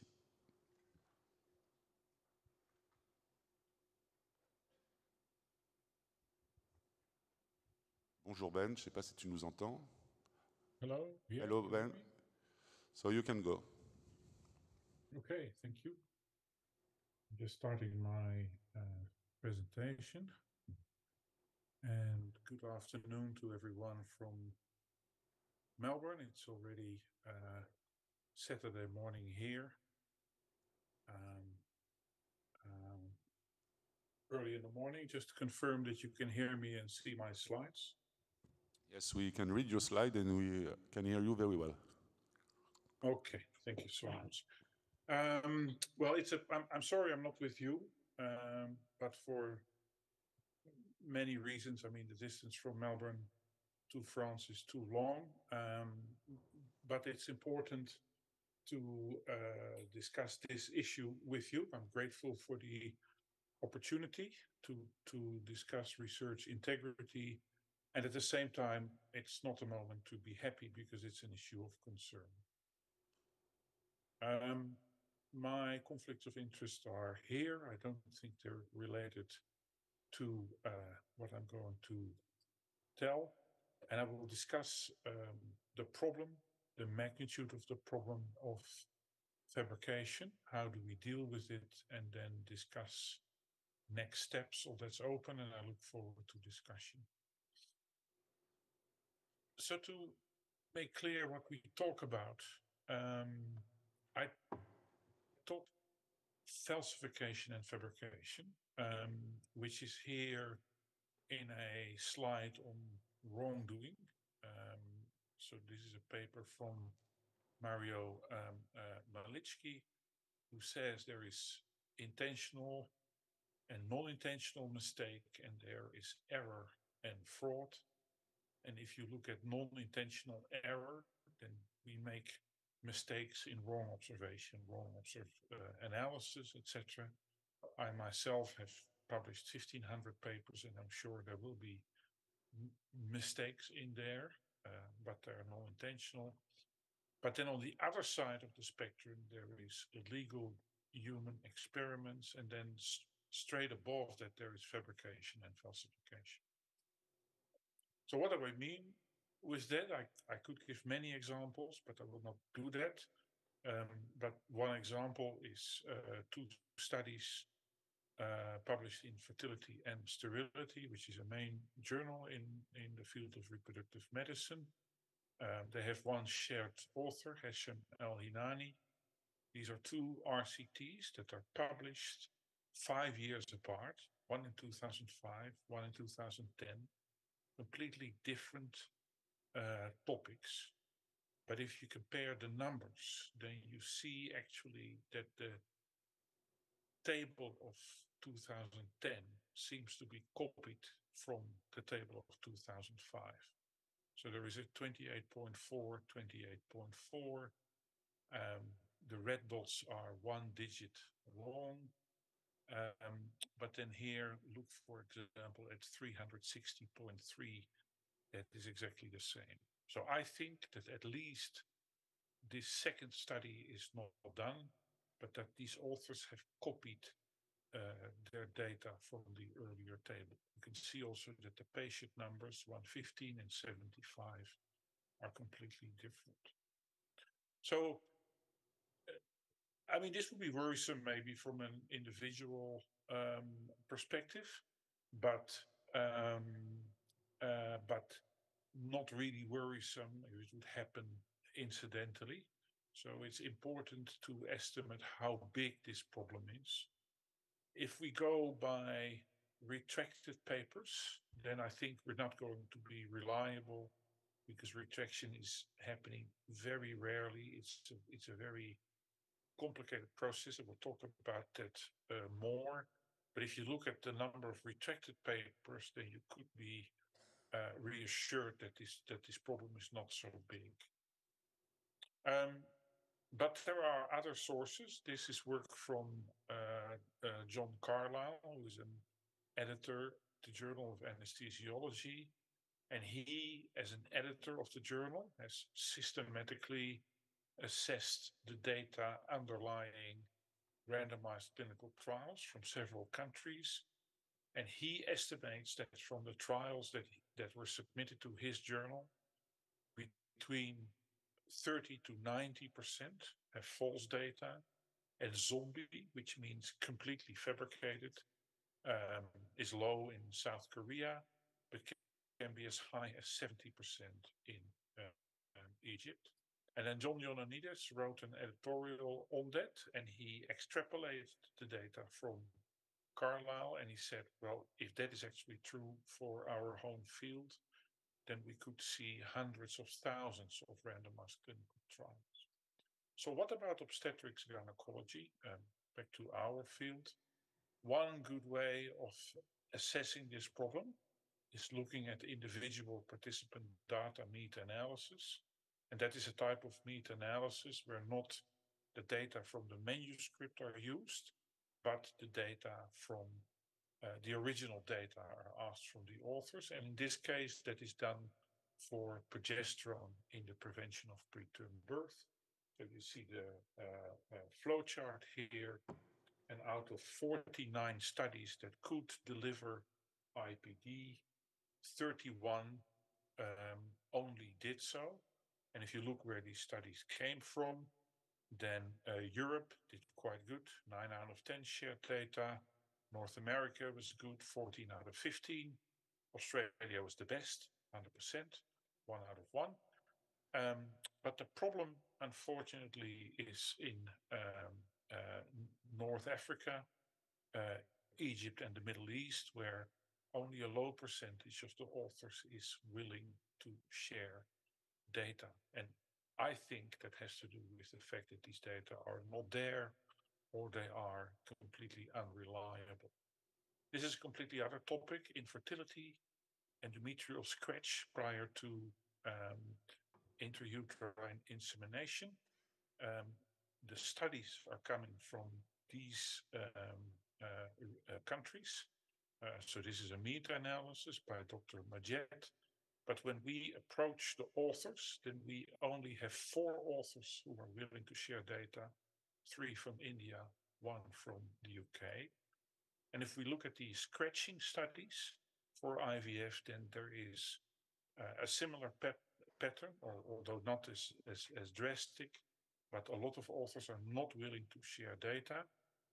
And the people who do not share data come from Iran, Egypt, China, and 5 countries, each one. Completely different topic, steroids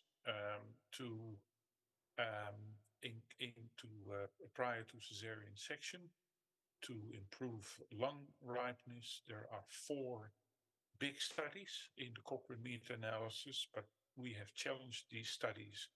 One of these papers is actually retracted, and that was a study, single center study with 1,200 babies, where the female to male baby rate was 59 to 41. And the newer Cochrane review only includes 1 trial. if we move away from meta-analysis, this is the journal club that I run with registrars in our hospital. This was a meta-analysis that we discussed, and when we looked more careful, there were only 4 papers actually trustworthy. So this is this was the use of antiseptic prior to cesarean section. And a topic where France has really contributed useful data, tranexamic acid for the prevention of postpartum hemorrhage, a meta-analysis published in the American Journal, has an enormous amount of studies from countries where I think we should challenge or be worried about trustworthiness, and maybe the only reliable study here is from France, from Loic Centil, as you can see here. I'm an editor at Fertility Sterility. I do the systematic reviews there. This is a paper that I recently assessed. And out of the 12 papers on a particular topic, add-ons in fertility care, 4 from Iran, 4 from China. I think these meta-analyses are potentially problematic also. Back to meta-analysis, Cochrane. Other people have done it, not my group or myself, but from a review on tocolysis for delaying preterm birth and applying a trustworthiness tool, the authors lose about 1/4 of the studies that is published on the topic. So in the end, 120 trials included in the review, but 44 trials are not used because the authors do not trust the data. So as an introduction, I think I can conclude that my estimate is that 30% of the randomized clinical trials in women's health are not reliable, and I think you can challenge me on that. That is a reasonable estimate. Now, where do these studies come from? This is sensitive, obviously, because if you're looking at particular countries, then you can easily be accused of racial profiling. In an objective way, we looked at the number of RCTs per gross national product, and then Egypt and Iran are producing by far the most RCTs as compared to their gross national product. Then there's a lot of countries from Europe, North America, China, and India are lower here. They produce a lot also because of their volume. So we're in the French meeting. So I'm just going to address this issue as it is. I've been communicating with Professor Hervé Fernandez. Maybe he's in the room. I would love to discuss this with him, but he's editor of the Journal of Gynecology, Obstetrics, and Human Reproduction. And if I look at the number of original papers from the 2 problematic countries that I just mentioned, Egypt and Iran, then there have been 44 papers published in the last couple of years. And if we limit ourselves to randomized clinical trials, then that is, if I look good, 17 RCTs. And that number is luckily decreasing. So hopefully, at least in terms of accepting new trials, that has been addressed in some way.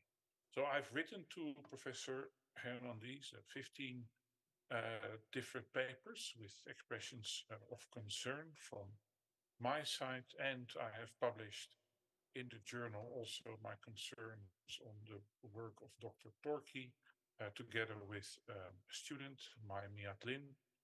And Dr. Torki has published in total, so not only in this journal, but in total 10 papers, 9 RCTs, and 1 observational study. If I address an author, and I think it's quite powerful to look not at a single paper, but at all the work of the authors, Then I make a plot of how this works over time. Red means that a study is registered. Blue is the moment of submission.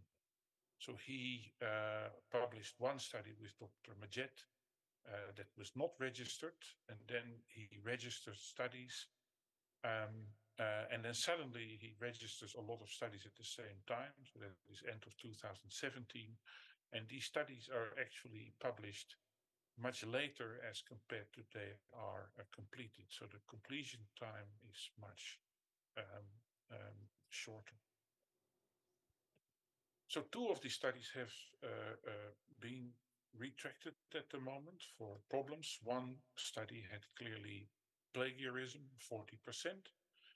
And not only in the introduction of methods, but there was also results plagiarized. So that paper is being retracted. And this paper I challenged with the Brazilian Journal of Assisted Reproduction.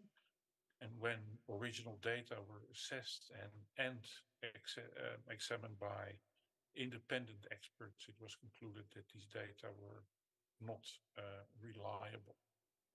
This is a paper published also from Dr. Torquay in the Journal of Perinatal Medicine. The problem here is it's a bit small, is that all the ranges of the values are exactly the same, and that is extremely unlikely to happen. So you can have some means that are the same, but to have a range that goes from 19 to 33.9 in 3 different groups is extremely unlikely. This is a paper published in the Journal of European Journal of Contraception. And if you look carefully here, then all the category variables are even numbers, and it's even multiples of 4. So it's the numbers 8, 32, 16, 8, 8, etc., which is obviously almost impossible to occur. So you can calculate the chance that it happens by probability that it happens by chance, and that is lower than 1 in a million. Now, interestingly, I showed you that we published that work, and then in December, I got an email from Egypt, where a colleague from Dr. Torquay actually said, well, I can tell you what's happening. Dr. Torquay is copying theses from students and translate that into papers. So here is a thesis from 2015, and then a paper published from Dr. Torquay in 2021, exactly the same topic. And if you don't believe it's the same, the numbers, so the size of the groups is exactly the same. And that doesn't happen once, it happens twice. So this is, here it happens in the Journal of Gynecological Obstetrics and Human Reproduction, your journal. And here it happens in the Journal of Perinatology. Exactly the same, so the same topic, and then similar numbers. So Dr. Torquay has published 10 or 12 studies overall by now.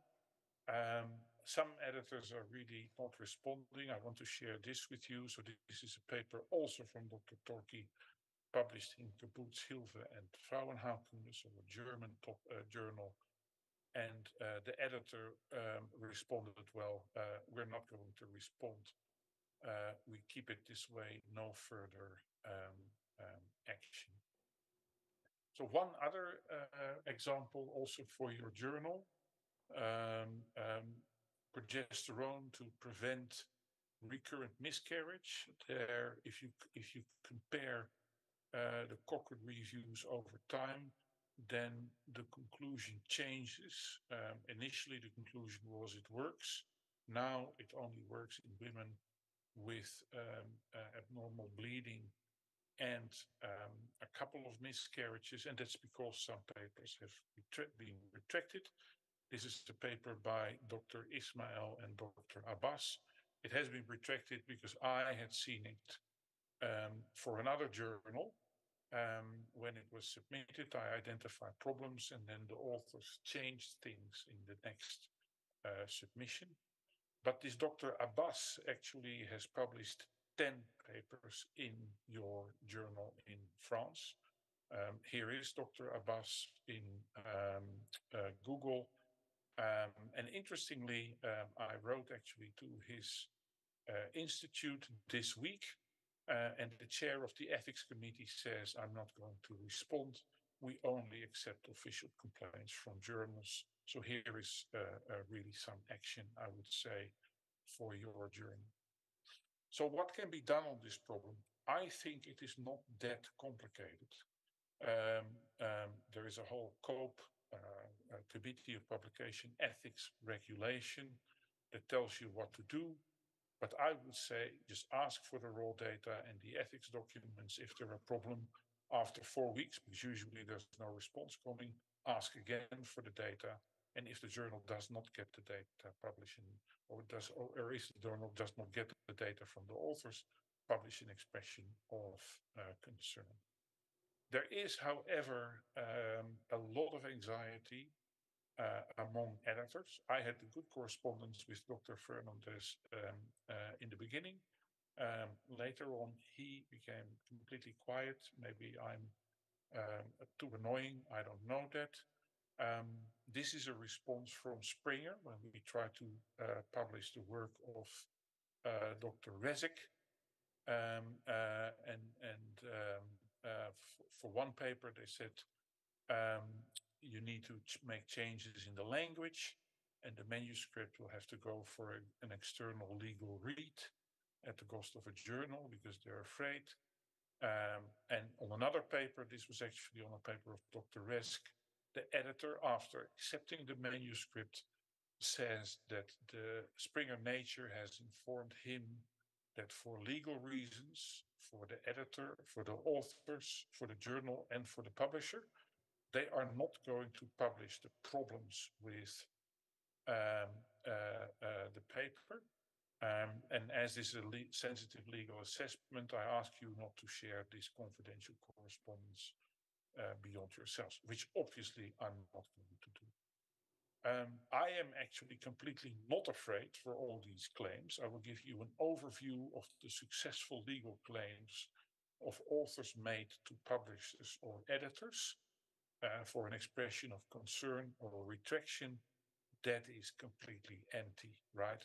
So people are really afraid. It's a discussion between the fabricating author and his institute and the editor and the publisher.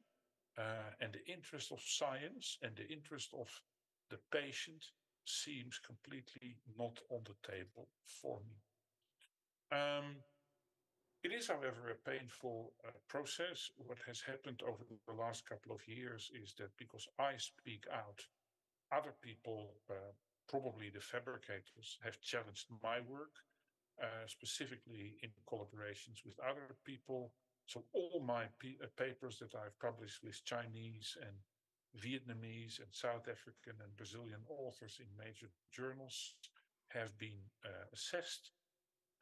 This is some nice correspondence from the group of Roberto Romero, who accused me of being a liar in a discussion of a paper that has now been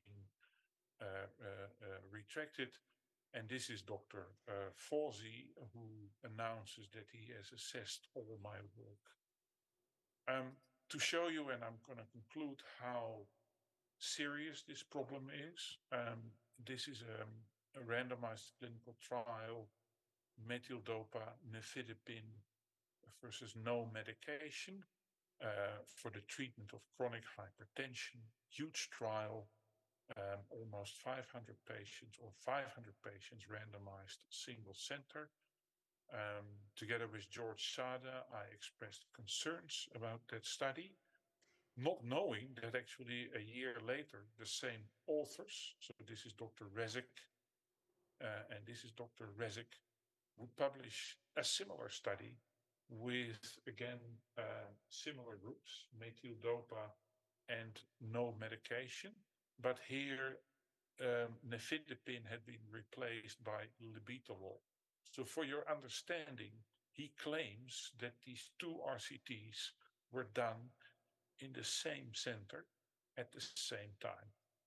And if you're not convinced that that's impossible, here are the numbers of these two RCTs, and they are actually, for many outcomes, exactly the same. And if that's not enough, they're only even numbers, which is also not possible. And if you're not convinced, then this is another paper of Dr. Rezek, or two papers actually, where the tables are exactly the same, or not exactly the same, but they are clearly copied. 2273H, here it's 2973, a 141 and a 141, etc., etc.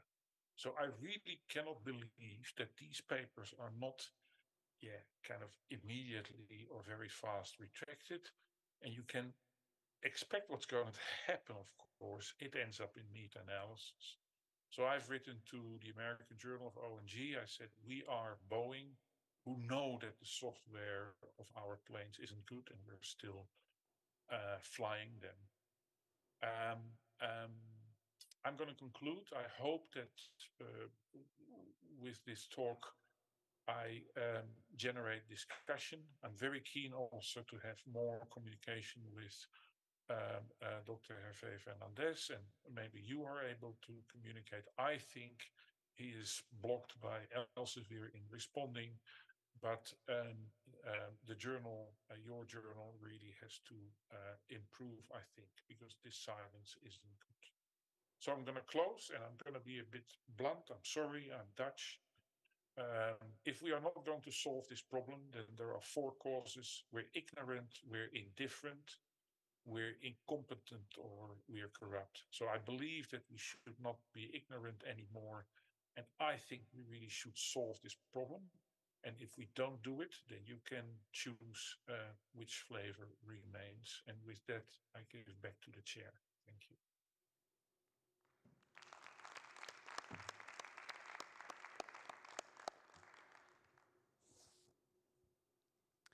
Okay, thank you very much for this presentation. Is there any question in the room?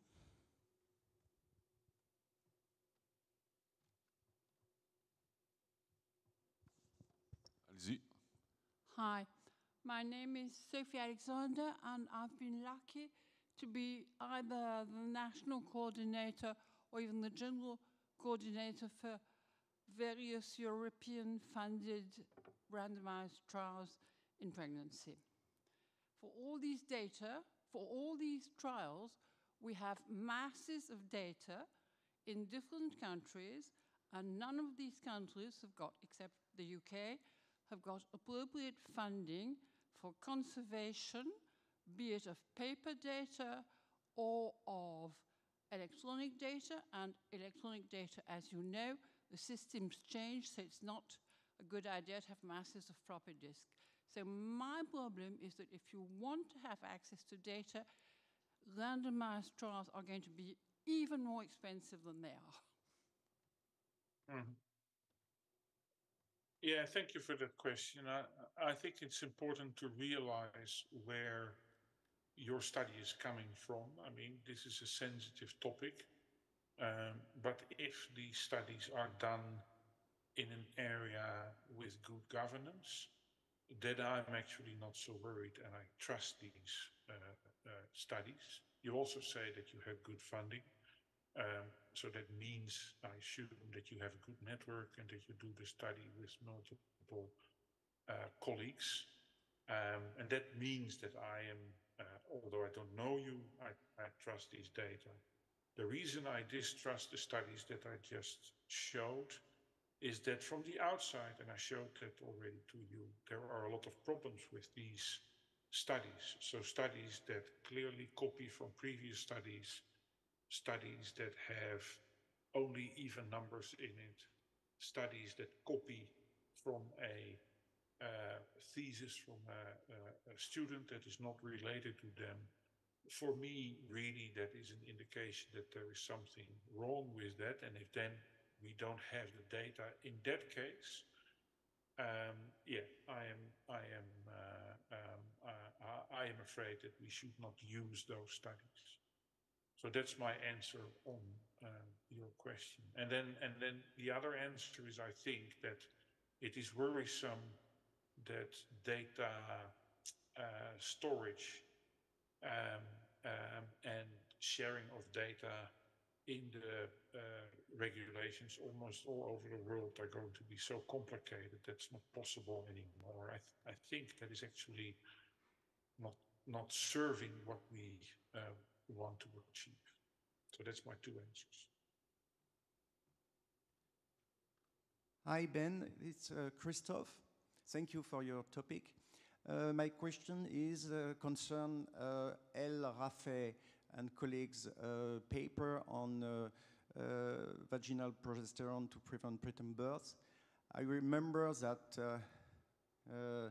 they have published 2 to 3 RCT a few years ago, and that possibly it could have changed the result of the meta-analysis. Have you confirmed that? Is that, do you think it's fabricated paper?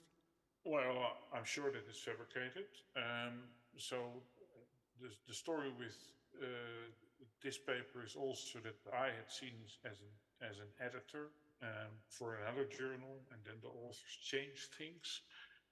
I then asked the journal where it was published to investigate archives, but the editor at that time, Olof Ortman, was extremely careful, didn't want to take any decisions, and in the end decided to retract the paper because there was no ethics, which I think that was true, but the study was actually completely not done. I have the original data set, so to say, and the study is completely fabricated.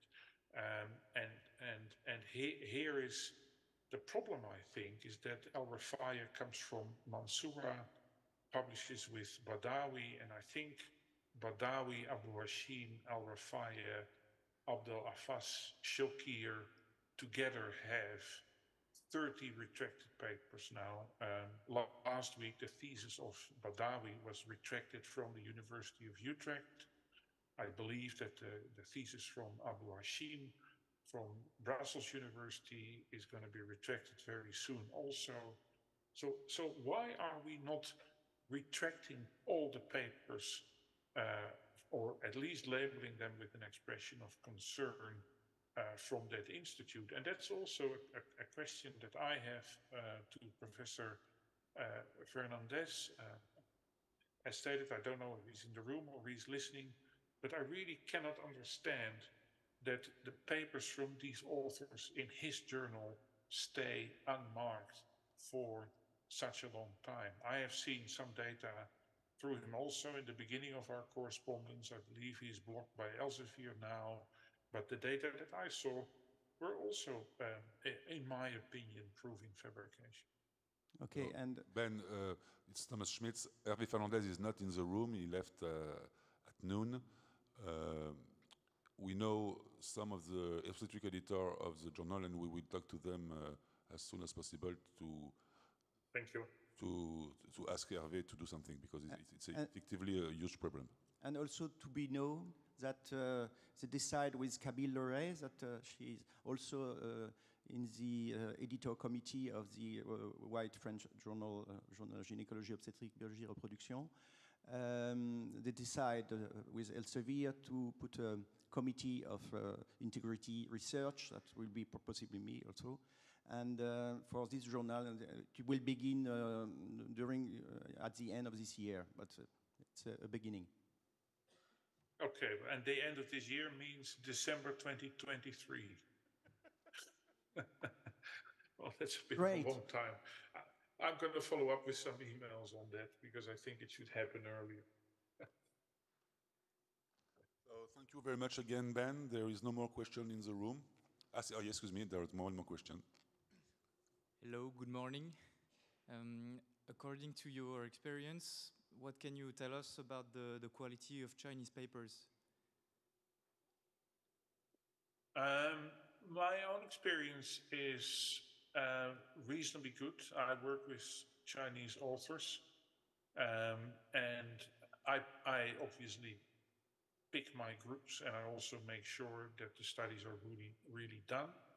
And I can also say that I do that because I work with postdocs who assure me that the data are real. At the same time, I'm aware that there are many problems with Chinese papers also. But I think that is more happening in the basic research than in the randomized clinical trials. I think that and I indicated that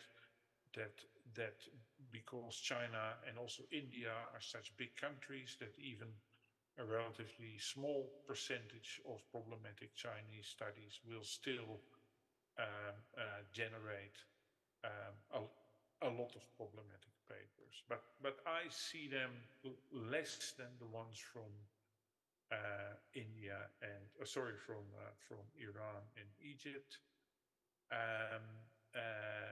And the second thing to say is that the incentives in China to publish are completely wrong. So there is just a payment per published article for many researchers from their hospital, and that is obviously systems that we should abandon and discourage. If you're going to be paid, if you get a paper in a high impact journal, or you only get promotion if you get a paper in a high impact journal, then that will lead obviously to fabrication. So that's my experience. Thank you. There is a question from Loïc Saint-Ille. Hi Ben, thank you very much for your very, very important and huge work, very impressive and not popular work about the fabricated data. Just a personal question is how you find times to do this very important work, because I think it takes a lot of time, so you have a lot of things to do, and it's not popular, but it's very important. So how you find the time? I've given up other research. So I don't see the point in me contributing 30 or 40 RCTs, because that's my annual average, to a field that is completely polluted. My funding is relatively good, so I can afford it, but I definitely take some personal risks in not being funded again in the future.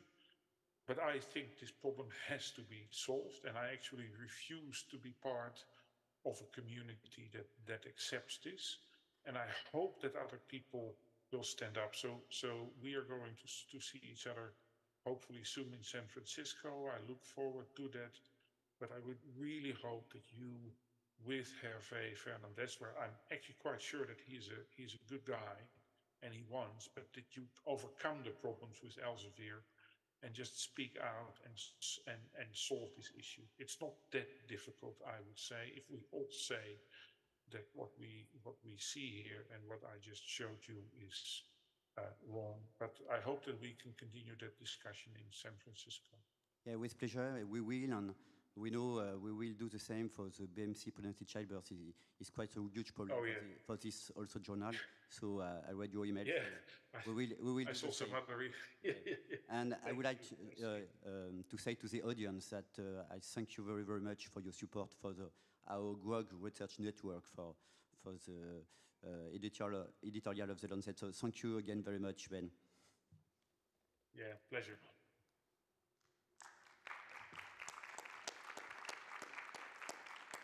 Let me say this one thing also. I think your Frenchware network is fantastic in the number of studies that you do, but if that ends up all in meta-analysis and it's going to be mixed with problematic studies, then that work loses obviously its value. I think that's the importance of my talk. Thank you. Thank you very much, Ben. So we are closing the session. Have a good day. Thank you very much. Merci.